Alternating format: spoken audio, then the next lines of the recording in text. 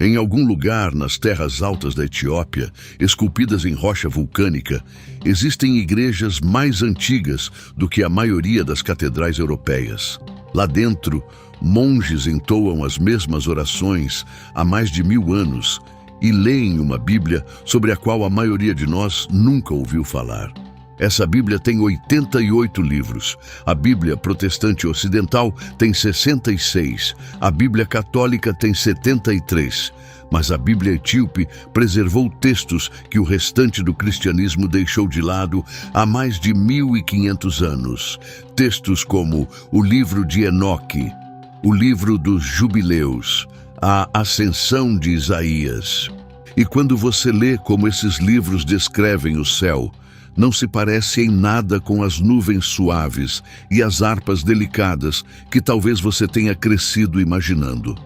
A Bíblia etíope descreve o céu como um lugar de rodas flamejantes, cobertas de olhos, vários céus empilhados um sobre o outro, tronos de cristal cercados por rios de fogo vivo e seres angelicais tão magníficos que até os profetas mais justos caíam de rosto no chão em reverência.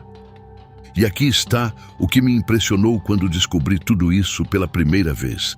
Isso não é uma contradição das Escrituras, é uma expansão, um olhar mais profundo sobre a majestade de Deus que sempre esteve ali, mesmo em Ezequiel, mesmo no Apocalipse, mas que de alguma forma aprendemos a ignorar. Então, neste vídeo, vamos fazer uma jornada, não apenas intelectual, uma jornada espiritual. Vamos caminhar pelos céus da forma como a Bíblia etíope os descreve, nível por nível. E no final, acredito que a forma como você adora, como você ora e como pensa sobre a glória de Deus será mais profunda do que antes. Vamos começar. Para entender a visão do céu na Bíblia etíope, primeiro você precisa entender de onde essa Bíblia vem. E quando ouvir a história, vai perceber que não se trata de um documento obscuro das margens do cristianismo. É uma das tradições bíblicas mais antigas e fiéis da Terra. O cristianismo chegou à Etiópia no século IV, trazido por um homem chamado Frumêncio, que se tornou o primeiro bispo de Aksum. Mas a conexão da Etiópia com o Deus das Escrituras vem de muito antes. A própria Bíblia confirma isso. Em 1 Reis, capítulo 10, a rainha de Sabá viaja a Jerusalém para testemunhar a sabedoria de Salomão. A tradição etíope identifica essa rainha como Maqueda e sustenta que seu filho, Menelik I, levou a Arca da Aliança de volta para a Etiópia. Até hoje, toda a igreja ortodoxa etíope contém um tabot, uma réplica sagrada da arca. O Santo dos Santos, a presença de Deus, preservada nas terras altas da África por milhares de anos. E em Atos, capítulo 8, lemos sobre o eunuco etíope, um alto oficial da corte etíope, que estava sentado em sua carruagem, lendo o profeta Isaías, quando Filipe, o apóstolo, se aproximou e o conduziu à fé em Cristo. Então Filipe, começando por aquela mesma passagem da Escritura, anunciou-lhe as boas novas sobre Jesus. Atos 8, versículo 35. Essa é uma das primeiríssimas histórias de conversão do Novo Testamento. E o convertido era etíope. Deus já estava atraindo essa nação para si desde o princípio. A Igreja Ortodoxa, Teoarredo da Etiópia, uma das igrejas cristãs mais antigas do mundo, preservou suas escrituras em uma língua sagrada chamada Ge'ez. E quando os monges nos mosteiros etíopes copiavam esses textos, geração após geração, século após século, mantiveram livros que o restante da cristandade acabou deixando de lado. O mais importante desses livros, para o nosso propósito, é o livro de Enoque, também conhecido como Primeiro Enoque. Esse texto foi escrito entre o 3º século antes de Cristo e o 1º século depois de Cristo. Era amplamente lido pelos primeiros judeus e cristãos e é citado diretamente no Novo Testamento. Em Judas, capítulo 1, versículos 14 e 15, lemos: Enoque, o sétimo a partir de Adão, profetizou sobre estes homens: Eis que o Senhor vem com milhares e milhares dos seus santos para julgar a todos. Esse é o apóstolo Judas, irmão de Tiago, citando o livro de Enoque como profecia, chamando Enoque de profeta. No século V, a Igreja Ocidental decidiu excluir o livro de Enoque do seu cânone. Os concílios que moldaram a tradição bíblica ocidental optaram por não incluí-lo, e com o tempo, as cópias em grego e latim se perderam. O livro que Judas citou, o livro que pais da Igreja primitiva, como Tertuliano, chamaram de Escritura, simplesmente desapareceu do cristianismo ocidental. Mas não da Etiópia. Nas terras altas do norte da Etiópia, em mosteiros empoleirados em penhascos e escondidos em vales de rios, os monges continuaram copiando o livro de Enoque em Gêes, continuaram lendo-o em sua liturgia, continuaram tratando-o como palavra de Deus. E por mais de 1000 anos, a Etiópia foi o único lugar na terra onde o livro de Enoque completo sobreviveu. Foi somente em 1773, quando o explorador escocês James Bruce viajou à Etiópia e trouxe 3 manuscritos em Gêes de primeiro Enoque, que a Europa sequer redescobriu o texto. Foi assim que o resto do mundo perdeu completamente esse livro. E quando os estudiosos finalmente o traduziram, encontraram algo extraordinário. Encontraram descrições do céu que eram muito mais vívidas, mais vastas e mais inspiradoras do que qualquer coisa na imaginação religiosa ocidental. Mas antes de percorrermos essas descrições, precisamos fazer uma pergunta honesta. O que aconteceu com o céu no Ocidente? Como a morada infinita do Deus Todo-Poderoso se reduziu a nuvens, harpas e portões de pérolas? Se você cresceu na Igreja Ocidental, é bem provável que a imagem do céu na sua mente se pareça com algo assim. Nuvens brancas e fofas, portões dourados, talvez guardados por São Pedro com um grande livro, anjos flutuando com asas, auréolas e harpas. Tudo é brilhante, tudo é pacífico, tudo é seguro. E aqui está o que pode te surpreender. Quase nada disso vem diretamente da Bíblia. Os portões de pérolas, por exemplo, vêm de um único versículo no Apocalipse, capítulo 21, versículo 21, que descreve 12 portões na Nova Jerusalém, cada um feito de uma única pérola. Mas no Apocalipse, esses portões fazem parte de uma cidade que desce a uma nova terra. Não são a entrada de um reino de nuvens no céu. E as harpas também aparecem no Apocalipse, mas são tocadas por anciãos sentados em tronos e por mártires de pé sobre um mar de vidro misturado com fogo. Nenhuma pessoa na Bíblia está sentada numa nuvem tocando harpa. Então, de onde veio essa imagem suave e confortável? Parte disso remonta à cultura grega. Os primeiros cristãos no Império Romano vinham de um mundo onde os deuses viviam acima das nuvens, no Monte Olimpo. Apolo, o deus da luz e da música, carregava uma lira. Quando o cristianismo acolheu esses convertidos, parte da linguagem visual veio junto. O céu subiu para as nuvens. Os anjos pegaram a lira, que se transformou em harpa. Ao longo dos séculos, essa imagem se solidificou no retrato padrão que todos herdamos. Outra parte foi o estreitamento do cânone bíblico. Quando as igrejas protestantes definiram seu cânone durante a Reforma, escolheram 66 livros. Os livros deuterocanônicos foram deixados de lado. Os pseudoepígrafos, que incluíam Enoque e Jubileus, foram descartados por completo. E com esses livros se perderam algumas das descrições mais vívidas e inspiradoras do reino celestial de Deus já escritas. Mas aqui está a parte que me convence. Mesmo os livros que permaneceram na Bíblia Ocidental descrevem um céu avassalador e aterrador em sua beleza. Ezequiel está em todas as Bíblias. O Apocalipse está em todas as Bíblias. Isaías 6 está em todas as Bíblias. E esses textos descrevem algo que deveria nos fazer parar. Pense no Apocalipse, capítulo 4.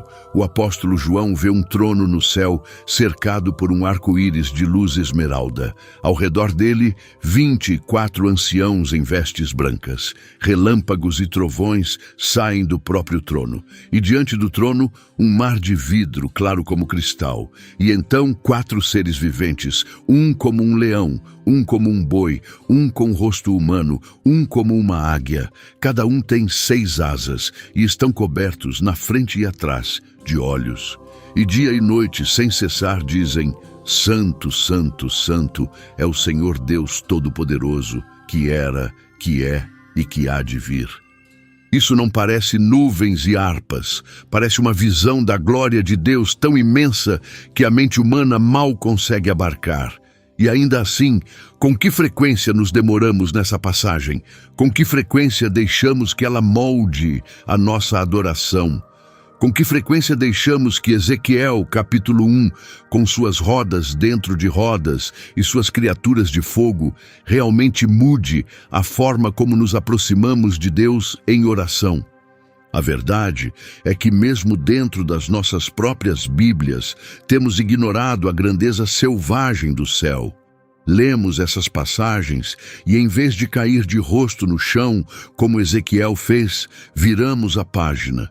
E ao longo dos séculos, a versão suave do céu, a versão segura, tornou-se aquela que carregamos no coração. A Etiópia nunca fez isso. A Etiópia continuou lendo os textos que faziam o céu parecer imenso. E quando você ouvir o que eles preservaram, o seu espírito vai entender por quê. Agora chegamos ao coração deste vídeo. O que a Bíblia etíope realmente diz sobre a aparência do céu? Vamos começar pelo livro de Enoque, capítulo 14.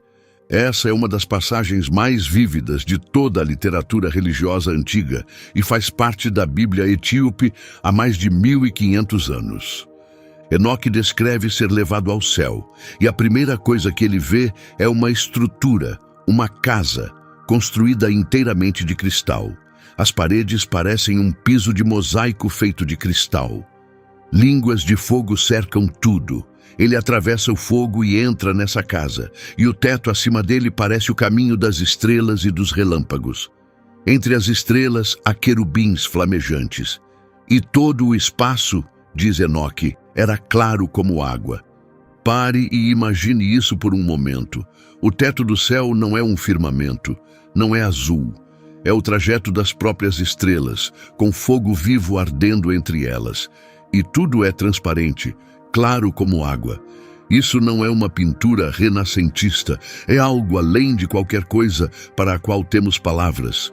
Uma catedral feita de luz e fogo vivo, projetada não para o conforto humano, mas para a glória de Deus. Mas Enoque não tinha terminado. Ele diz que entrou nessa casa e era quente como fogo e fria como gelo ao mesmo tempo. Nenhum deleite da vida havia ali. O medo o cobriu. O tremor tomou conta dele. E ele caiu de rosto no chão. Isso é tão importante para entendermos como crentes. O céu da Bíblia etíope não foi projetado para o conforto humano. Foi projetado para a glória de Deus.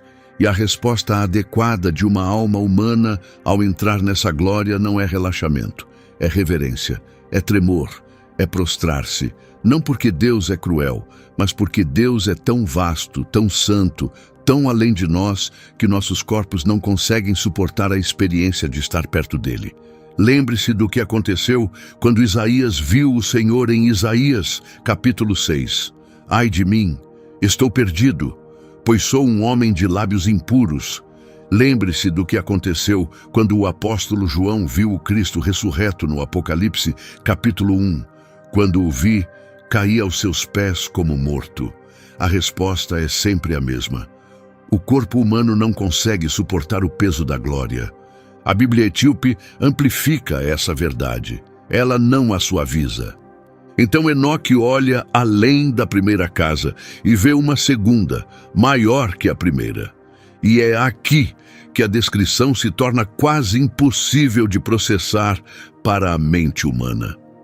Essa segunda casa é construída inteiramente de chamas de fogo. Seu chão é fogo, seu teto é fogo. Acima dela há relâmpagos e o caminho das estrelas. E no centro de tudo, Enoque vê um trono elevado. Sua aparência é como cristal, ele diz, e as rodas desse trono são como o sol resplandecente. As rodas. Isso se conecta diretamente com uma das passagens mais extraordinárias da própria Bíblia Ocidental. Ezequiel, capítulo 1. Um redemoinho vem do norte, uma grande nuvem com fogo que se dobra sobre si mesmo. E do fogo saem 4 seres viventes, cada um com 4 rostos e 4 asas: humano, leão, boi, águia. O fogo se move entre eles como relâmpagos, e debaixo de cada criatura há uma roda, mas não são rodas comuns. Ezequiel diz que cada uma parece uma roda que cruza outra roda. Brilham como topázio. Seus aros são altos e aterradores, e os aros estão completamente cobertos de olhos, centenas de olhos, observando em todas as direções simultaneamente. Seus aros eram altos e imponentes, e os 4 aros estavam cheios de olhos ao redor. Ezequiel 1, versículo 18. Quando essas criaturas se movem, as rodas se movem com elas. Quando param, as rodas param, porque o espírito dos seres viventes está nas rodas. As rodas estão vivas. Acima dessas criaturas há uma cúpula como cristal aterrador. Acima da cúpula há um trono de safira, e no trono está sentada uma figura semelhante a um homem, mas da cintura para cima ele brilha como metal derretido cheio de fogo, e da cintura para baixo é fogo, e ao seu redor há um resplendor como um arco-íris. Essa era a aparência da semelhança da glória do Senhor. Quando a vi, caí com o rosto em terra. Ezequiel 1, versículo 28. Isso está em toda a Bíblia já impressa. E ainda assim, quantos de nós realmente pararam para deixar essa passagem moldar nosso entendimento de quem Deus é? A tradição etíope não pulou essa passagem. Eles construíram toda a sua teologia do céu ao redor dela e depois a expandiram. Porque a tradição etíope também preserva o livro de 2 Enoque, que descreve não um céu, mas 10. Cada um empilhado acima do outro, cada um contendo diferentes elementos da criação de Deus, cada um governado por diferentes ordens de seres angelicais. O primeiro céu é onde vivem os anjos que governam as estrelas, junto com depósitos de neve, gelo e orvalho. O segundo céu é uma prisão de trevas. Anjos que se rebelaram contra Deus estão pendurados em correntes, esperando o julgamento. Imagine ascender por camadas do céu e, de repente, entrar num nível que é puro desespero sem luz. Esse é o segundo céu. Mesmo na arquitetura da glória, as consequências da rebelião são visíveis. O terceiro céu é dividido em 2 metades. A parte sul é o paraíso, um jardim com a dourada árvore da vida no centro, onde 4 rios fluem com leite, mel, vinho e azeite. 300 anjos cuidam desse jardim cantando, mas a parte norte do mesmo céu é um lugar de escuridão congelante, com um rio de fogo correndo por ele, onde os condenados são mantidos. Paraíso e julgamento, lado a lado, no mesmo nível. Pense no que isso significa teologicamente. Na imagem ocidental, o céu está aqui em cima e o inferno está em algum outro lugar completamente diferente. Mas na visão etíope, misericórdia e justiça coexistem na mesma realidade. Você pode estar no paraíso e ver o lugar do tormento.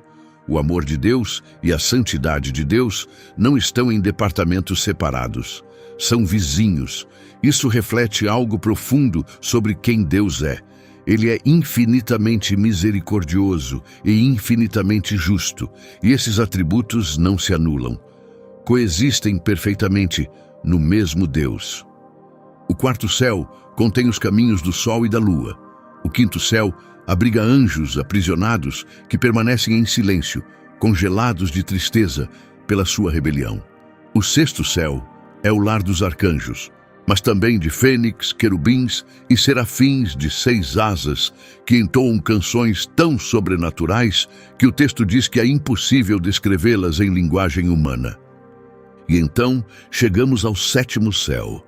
É aqui que Enoque vê os exércitos flamejantes dos grandes arcanjos, forças incorpóreas, domínios e autoridades, querubins, serafins e tronos com muitos olhos.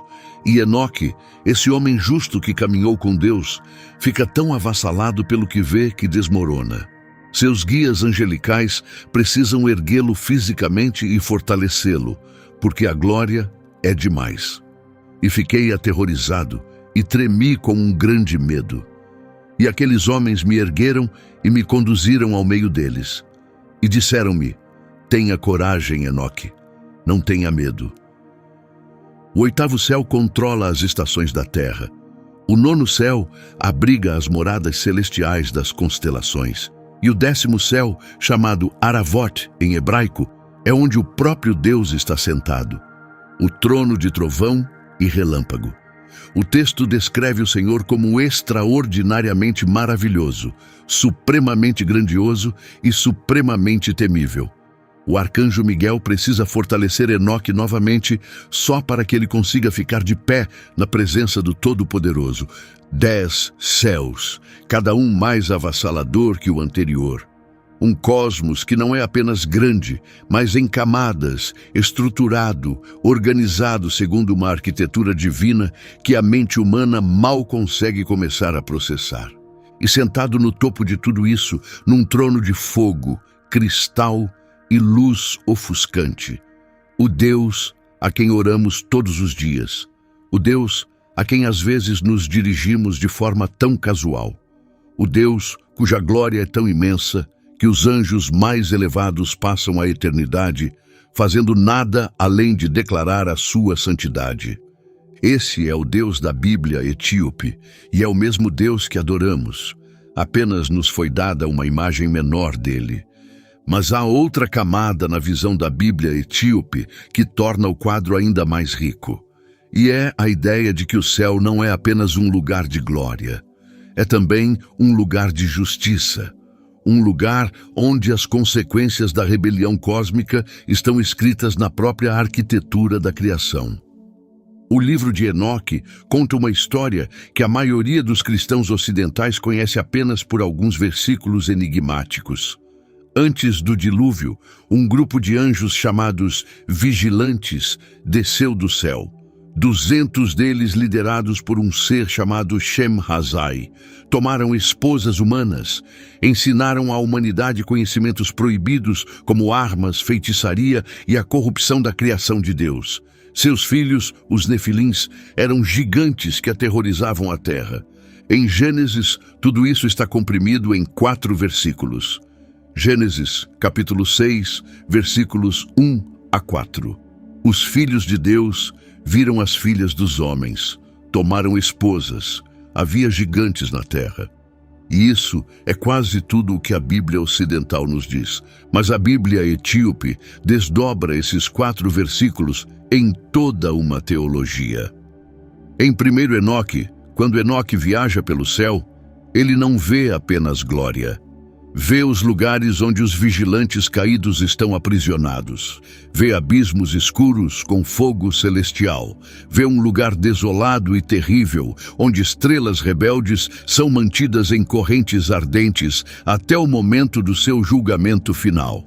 O céu, na tradição etíope, contém tanto o paraíso quanto a prisão, tanto o jardim quanto o abismo. A arquitetura do céu é a própria arquitetura da justiça divina, entrelaçada no tecido do cosmos. E isso não é uma contradição do amor de Deus, é uma completude do nosso entendimento. Um Deus que é apenas gentil não é o Deus da Bíblia. Um Deus que é apenas irado também não é o Deus da Bíblia. O Deus da Bíblia é ambos. O Senhor é compassivo e misericordioso, paciente e cheio de amor. Isso está no Salmo 103. Mas também é terrível cair nas mãos do Deus vivo. Isso está em Hebreus 10, versículo 31. Ambas são verdades. Ambas coexistem no mesmo Deus. e na visão etíope do céu, você pode ver ambas as verdades construídas na própria estrutura do cosmos. Então, por que a Etiópia manteve tudo isso enquanto o resto do mundo cristão seguiu em frente? A resposta é em parte geografia e em parte fidelidade. A Etiópia estava isolada. As terras altas etíopes são cercadas por desertos e terrenos difíceis. Quando os grandes concílios teológicos dos séculos IV e V debatiam quais livros pertenciam à Bíblia, a Etiópia nem sempre estava presente. As decisões tomadas em Roma e Constantinopla não chegavam automaticamente a Aksum.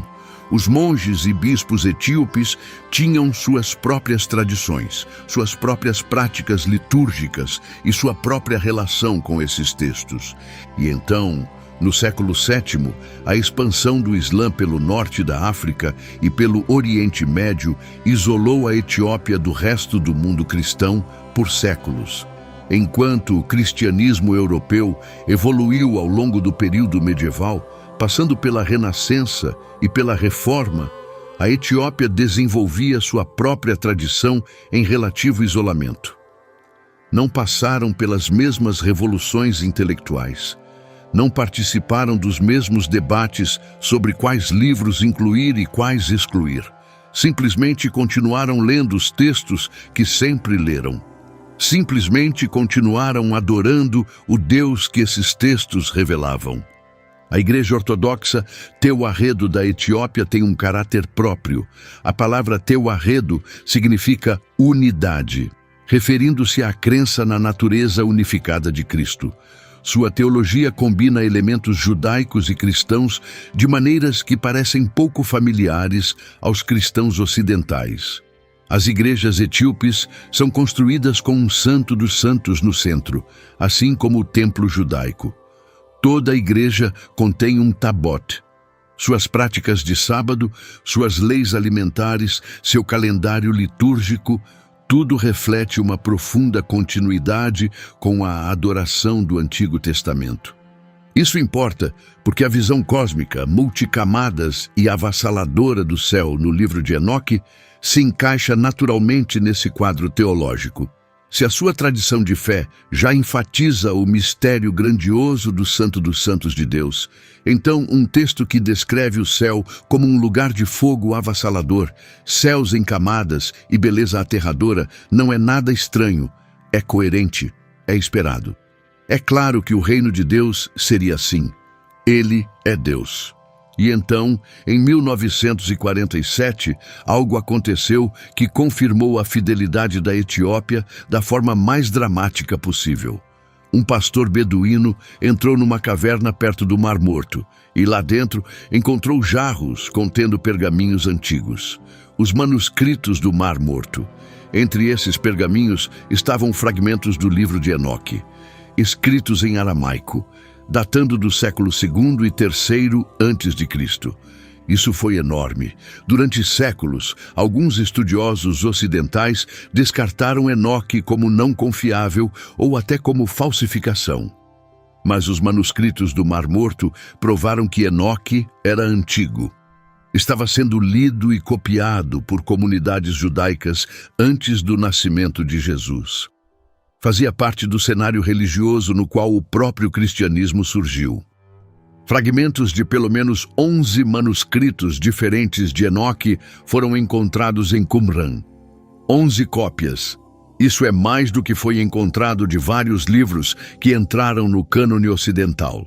E quando os estudiosos compararam os fragmentos do Mar Morto com os manuscritos etíopes em Ge'ez, descobriram que o texto etíope era notavelmente fiel aos originais aramaicos antigos.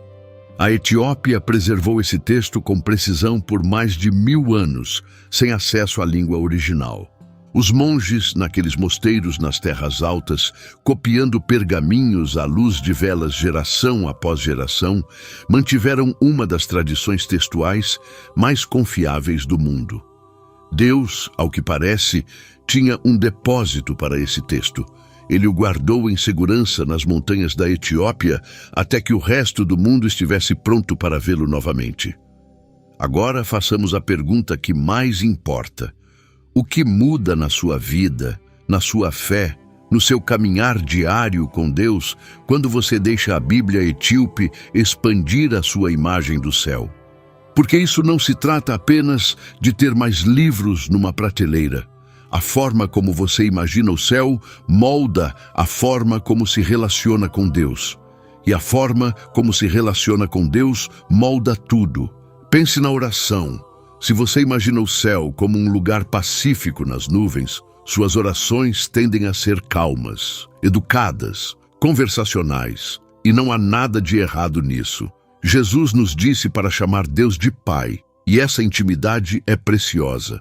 Mas se você também carrega no coração a imagem de um trono cercado por rodas ardentes cobertas de olhos, onde 4 criaturas com 6 asas clamam Santo, Santo, Santo, sem cessar, onde o chão é fogo e o teto é o caminho das estrelas, então algo mais profundo entra nas suas orações. Reverência, admiração. O tipo de humildade que vem de perceber que você não está se aproximando de um amigo casual. Está se aproximando do Criador de 10 céus, aquele cuja presença é tão avassaladora que até o arcanjo Gabriel precisou dizer a Enoque: tenha coragem, não tenha medo. As duas coisas podem ser verdade ao mesmo tempo. Deus é seu Pai, e Deus é aquele no trono de fogo. A tradição etíope mantém ambas as verdades juntas: intimidade e majestade, amor e reverência. E quando você as mantém juntas, sua vida de oração se torna algo mais rico do que qualquer uma delas sozinha. A adoração ortodoxa etíope reflete isso com beleza. Seus cultos podem durar horas. Os cânticos, as prostrações, o incenso enchendo o ambiente. Não é casual, não é confortável. É feito para criar uma atmosfera que sugere a realidade avassaladora da presença divina. Eles adoram como se estivessem à beira do 7º céu. E pelo que suas escrituras descrevem, é exatamente isso que acreditam estar fazendo. Agora pense no temor do Senhor. Essa é uma expressão que percorre toda a Bíblia. Provérbios diz que é o princípio da sabedoria. Os Salmos dizem que é puro e permanece para sempre. Mas no cristianismo ocidental, temos lutado com essa expressão. Frequentemente, a redefinimos como respeito ou reverência, porque o medo real não se encaixa na imagem confortável de Deus que construímos. Mas na tradição etíope, o temor santo é apropriado. Enoque ficou com medo. Os anjos precisaram fortalecê-lo. O profeta caiu de rosto no chão. E isso não foi porque Deus é cruel. Foi porque Deus é santo. Quem dentre nós pode habitar com o fogo consumidor? Quem dentre nós pode habitar com as chamas eternas?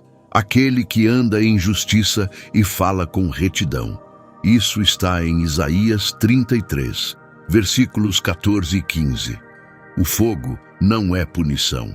O fogo é a presença de Deus. E a resposta adequada a esse fogo é tanto temor quanto adoração. E aqui está o que a tradição etíope compreende e que nós frequentemente perdemos. Temor e amor não são opostos, coexistem. Você pode ficar avassalado pela majestade de Deus e ao mesmo tempo ser atraído por ela, ansiar por ela, precisar dela. Enoque cai de rosto no chão e então Deus o chama pelo nome e diz: venha aqui, ouça a minha palavra. O terror conduz à intimidade, não para longe dela. A reverência abre a porta para o amor. Agora pense em como isso muda a forma como entendemos a morte. Na imaginação ocidental, a morte é frequentemente apresentada como ir para um descanso pacífico, adormecer e acordar nas nuvens. Mas no quadro etíope, a morte é uma porta de entrada para um cosmos que é vasto, em camadas e estruturado além de qualquer coisa que você já experimentou. Você não vai dormir. Está entrando numa realidade onde existem 10 céus, onde seres feitos de fogo governam as estrelas, onde a jornada até a presença de Deus é tão avassaladora que até um profeta precisou de ajuda angelical para sobreviver. Isso não é pacífico da forma como um cartão de condolências é pacífico, mas é esperançoso de uma maneira muito mais profunda, porque significa que o que nos espera não é um desvanecimento, não é uma dissolução suave na luz, é uma expansão. A realidade se torna maior, não menor. A vida após a morte não é menos do que esta vida, é mais. Avassaladoramente, extraordinariamente, maravilhosamente mais. Olhos não viram, ouvidos não ouviram, nem o coração humano imaginou as coisas que Deus preparou para aqueles que o amam. Isso está em 1 Coríntios 2, versículo 9. E a Bíblia etíope nos dá um vislumbre de quão verdadeiro esse versículo realmente é. E considere isto. Há um argumento teológico de que reduzir o céu a um lugar confortável e fácil de imaginar é, na verdade, uma falha de adoração. Não intencional, mas real. Se Deus é infinito e o céu é o reino de Deus, então o céu deveria estar além da compreensão humana. Ao reduzi-lo a algo que podemos facilmente imaginar, fizemos a morada de Deus menor do que o próprio Deus. Criamos uma imagem controlável do incontrolável. Domesticamos o indomável.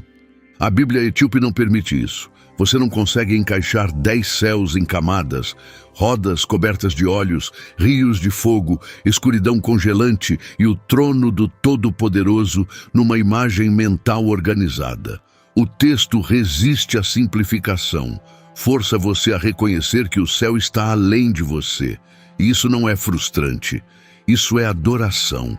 É o momento em que o seu espírito diz: Deus, Tu és maior do que eu sabia, Tu és mais do que eu imaginava, Tu és santo de maneiras que não consigo conter. E quando você adora a partir desse lugar, tudo muda. A arte etíope reflete essa verdade. Entre numa igreja da Europa Ocidental e observe as pinturas. Anjos com asas delicadas e rostos suaves. Deus como um Senhor gentil estendendo a mão. Tudo acolhedor, acessível em escala humana. Agora olhe para a arte religiosa etíope. As figuras têm olhos enormes que não piscam. Os anjos são simétricos, quase geométricos. As cores são vivas e intensas. Não há tentativa de fazer o divino parecer um vizinho amigável. A arte se parece com o que os textos descrevem. Seres de outra ordem de realidade, não reconfortantes, santos. E há uma verdade mais profunda aqui sobre comunidade e adoração. Na tradição etíope, a fé é comunitária, a liturgia é comunitária, o jejum é comunitário e a visão do céu também é comunitária. Esses 10 céus não são apenas para a vida após a morte de uma pessoa. São a arquitetura de toda a realidade. As ordens angelicais governam as estrelas para todos. A árvore da vida no terceiro céu é cuidada para todos os justos. O trono no 10º céu é o assento de julgamento para toda a criação. Quando os cristãos etíopes adoram, não adoram como indivíduos isolados, esperando entrar no céu algum dia. Adoram como uma comunidade que participa da liturgia cósmica que já está acontecendo em todos os 10 céus. O cântico na terra espelha o cântico dos serafins no 6º céu. O incenso sobe como as orações dos anjos. Tudo é um único ato unificado de louvor. Terra e céu unidos. É isso que Paulo quis dizer quando escreveu aos Hebreus. Vocês se aproximaram do Monte Sião, da cidade do Deus vivo, a Jerusalém celestial. Aproximaram-se de milhares e milhares de anjos em jubilosa assembleia. Hebreus 12, versículo 22. Quando você adora, está se juntando a algo que já está acontecendo, algo vasto, cósmico, em camadas e eterno.